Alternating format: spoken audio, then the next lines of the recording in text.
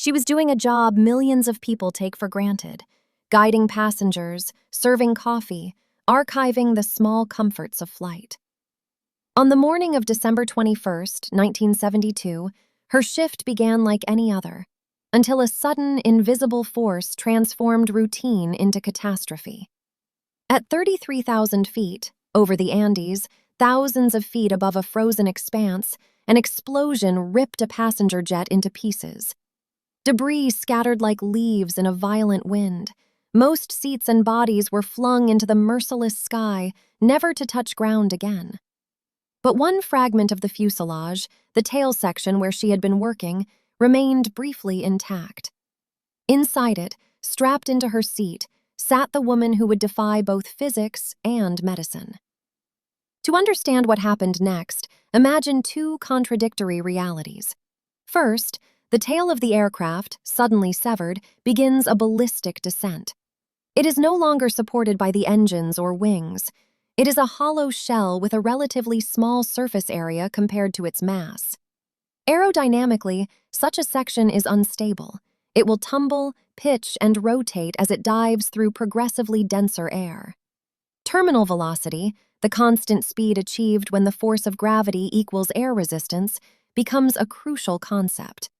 For a human body falling alone, terminal velocity in a stable belly-to-earth position is about 120 miles per hour. For an enclosed package like a tail section with seats and a human occupant strapped in, the effective terminal velocity can vary wildly, higher if the shape is streamlined, lower if it flails and creates drag. The second reality, survival after an uncontrolled fall, depends on a string of improbable factors aligning. The tail did not maintain a streamlined dive. It tumbled. Tumbling reduces terminal velocity in some axes. Rotation can create lift in unpredictable directions. More importantly, the eventual impact was not with concrete or open water, but with a high-altitude, heavily forested, snow-covered mountain slope. Snow can act as a cushion, and trees can absorb and dissipate energy over a longer distance than a hard surface. The combination of the wreckage structure around her, the angle of impact, and the soft, compressible snow played a role in converting lethal kinetic energy into survivable deformation. When she came to, she was alive.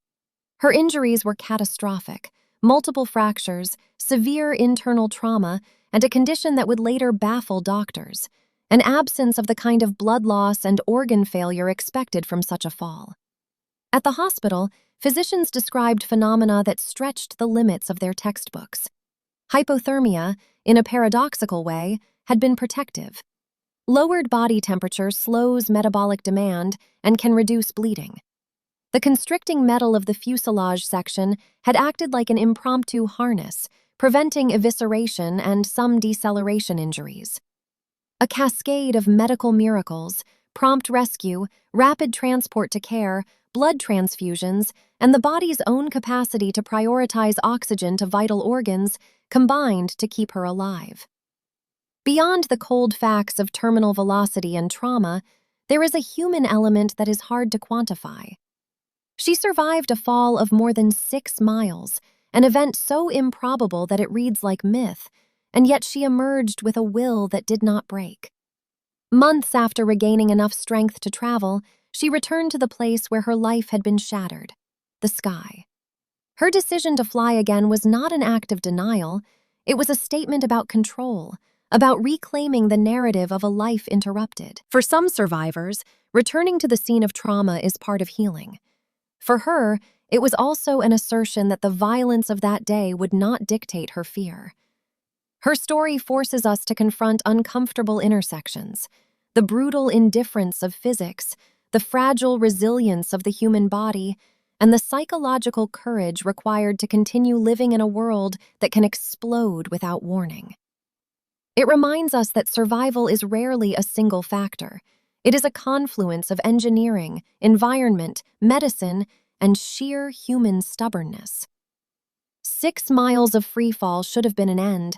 Instead, it became a testament to how improbably beautifully persistent life can be.